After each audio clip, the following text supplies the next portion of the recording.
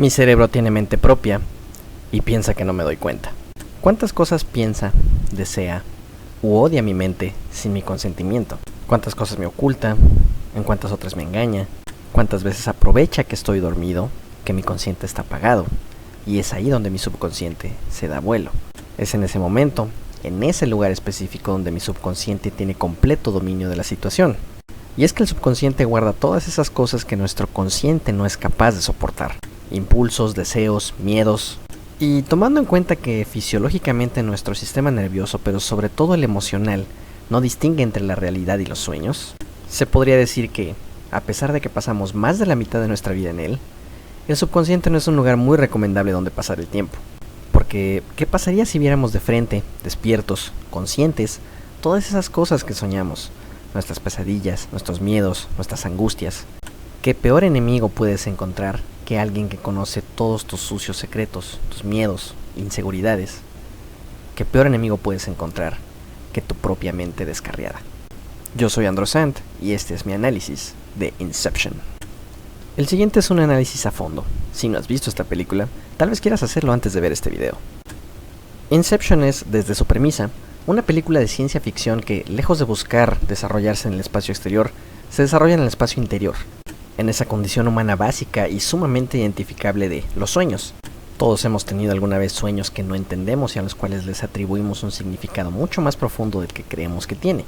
Esta película, a diferencia de otras de ciencia ficción sobre realidades o mundos alternos o artificiales, tiene sus bases cimentadas en algo mucho más palpable, pero al mismo tiempo mucho más complejo, mucho más difícil de explicar, pero también mucho menos pretencioso. Es una película que a mi entender a los psicólogos les debe fascinar, pero no sé, nunca le he preguntado a uno, porque roza muchos elementos de la psique humana, como lo comenté en el prólogo, la relación entre el consciente y el subconsciente, lo cual es bastante interesante, pero también habla sobre los traumas, las cargas reprimidas e inconclusas, y al mismo tiempo habla un poco de los sueños, esas cosas que tenemos pendientes por alcanzar, pero sobre todo habla sobre tener una clara noción de la realidad o perderla. La ambigüedad de la película sobre todos esos temas, así como su final, es completamente intencional, y es en cierta manera también un poco el reflejo de los sueños. Los sueños son intencionalmente ambiguos, aunque siento que afortunadamente el director maneja muy bien todo esto. Hubiera sido muy fácil caer en una trama demasiado espesa, demasiado incomprendible, en donde no sabes realmente ya qué está pasando, si están soñando o no. Es complicada, sí, pero no confusa. Y si me apuran un poco, ni siquiera es tanto de ciencia ficción, es más bien como una película de atracos, de robos de banco, de espionaje industrial. La película no pasa tanto tiempo explicándonos la tecnología que usan para meterse en los sueños o cómo es esto posible, y más bien nos explica un poco sobre la mente humana, sobre los sueños, y por qué es tan manipulable ese mundo que más adelante visualmente vamos a ver cómo es manipulado.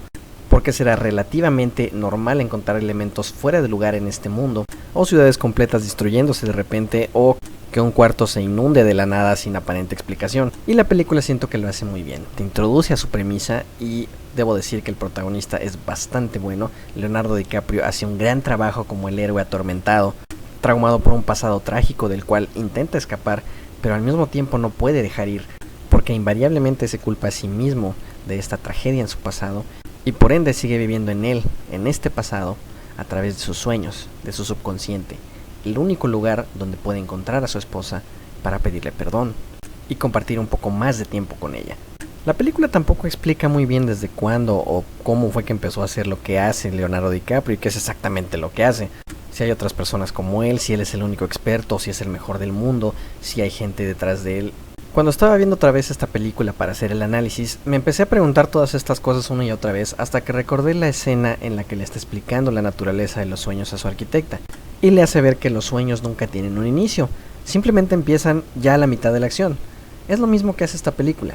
Es casi como si Christopher Nolan nos estuviera diciendo que esta película es un sueño dentro del sueño. Inception. Ok, estoy divagando. Volviendo al punto. La película nos explica lo que necesitamos saber y nada más, y eso es algo que agradezco. No se complica demasiado. Me gusta particularmente la premisa de que es imposible imitar la inspiración. Es imposible que generes una idea de la nada. No puedes engañar al subconsciente. Cuando le dicen a Saito que no piense en elefantes, que es lo primero que te viene a la mente. Un elefante. Es lo mismo, no le puedes decir a tu subconsciente qué es lo que tiene que pensar. Es filosóficamente esa disputa interna entre el bien y el mal.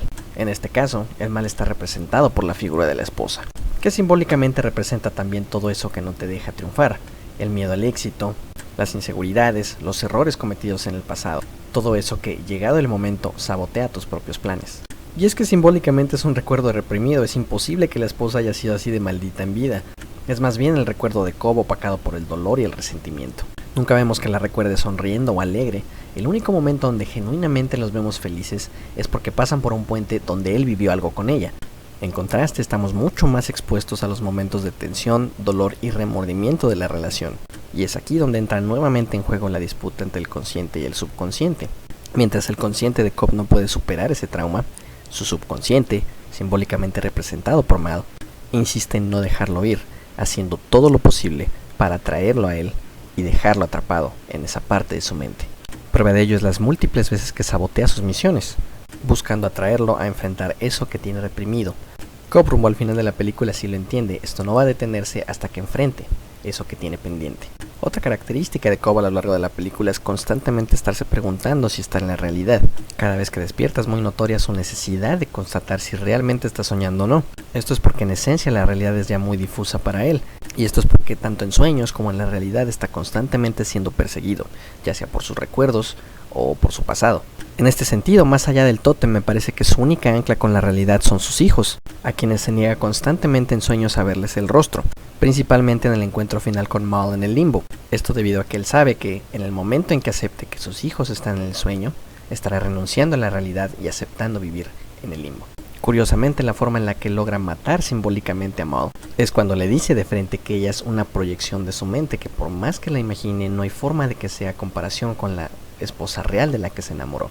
Y mucho más importante, cuando reconoce ante ella, su subconsciente, que es el culpable de su muerte, al implantar esa imagen, esa idea en su cabeza, liberándose así del peso que cargaba en su mente por ser responsable de su muerte. A nivel de personaje es también notable la dualidad del personaje de Cobb, interpretando al mismo tiempo al héroe y al villano. Esto por supuesto sin que él lo sepa. Sus compañeros deben confiar en él como el líder, pero al mismo tiempo desconfiar de él. Es una encrucijada interesante y me hubiera gustado que la película lo explotara un poco más. Sin embargo, siento que por momentos para el resto del equipo es una misión más. No es una misión tan importante y tan trascendental para su futuro como lo es para Cobb. Aunque ciertamente, como toda película de Christopher Nolan, la trama se va complicando cada vez más, a veces creo que incluso de manera innecesaria. En lo particular eso me pasa cuando veo películas de Christopher Nolan, cuando siento que ya se va a resolver toda la trama, algo pasa y le meten otra media hora de acción que siento que a veces es estirar un poquito, pero no necesariamente es malo. Sí siento que para hacer una película de estos llamados blockbusters de verano, necesita un poco más de atención que la película promedio. Si te distraes por un momento, si pierdes detalle, puedes perderte también un poco en la trama, pero ese es también su encanto, que le da crédito al espectador, que sabe que puede entender un poco más de estos complicados giros de la trama. Y, hablando de giros complicados, voy a llegar al punto el que seguramente es el más controversial de la película, el final. Como lo había comentado antes, me parece que la ambigüedad del final es completamente intencional, y es una manera de reflejar también la ambigüedad del final en los sueños. Los sueños son ambiguos, cada quien los puede interpretar como quiera. Sin embargo, hay algunos detalles que me parece interesante resaltar. Como ya había comentado, la necesidad de Cobb de estar constantemente comprobándose a sí mismo que no está soñando, algo que en la escena final queda completamente de lado. Él no se queda atento viendo el tótem para ver si deja de dar vueltas. Esto es porque simbólicamente ya no es importante para él. Otro detalle importante son los hijos, a quienes en los sueños él constantemente se rehúsa a verles el rostro. Quizá porque verles el rostro en los sueños sería perder su única ancla con la realidad. Cabe mencionar también de que a pesar de que parece que están usando la misma ropa, no es exactamente igual a la que usan en la secuencia final. Tiene diferencias muy sutiles, al igual que la edad de los niños, sobre todo de la niña. En los sueños se ve un poco más pequeña que en la realidad. Son detalles menores pero muy importantes y que están ahí a propósito. La presencia de Michael Caine al final también es importante porque en sus sueños él nunca lo ve con sus hijos. Y al mismo tiempo, el hecho de que estén sus hijos y que no esté Mal indica que no está soñando. O si está soñando, pues ya no tiene la misma pesadilla recurrente, es un sueño mucho más agradable para él. Y esto es quizá también la idea, cambió de la pesadilla al sueño placentero. Lo importante aquí es que para él ya no es importante saber si está soñando o no. Eso lo ha dejado atrás y ha decidido avanzar con su vida, haciendo a un lado su adicción al tótem, a su esposa, a los sueños, y es ahora un hombre legal y mentalmente libre. cerrando así el círculo de este personaje y con ello también esta extraordinaria película que a mi entender es muy refrescante y original, con muy buenas actuaciones, con una excelente dirección y con una premisa de esas que te dejan pensando por varios meses después de ver la película qué habrá pasado, qué te gustó, qué no te gustó y quieres volver a verla una y otra vez. Y eso es lo importante en una película como esta.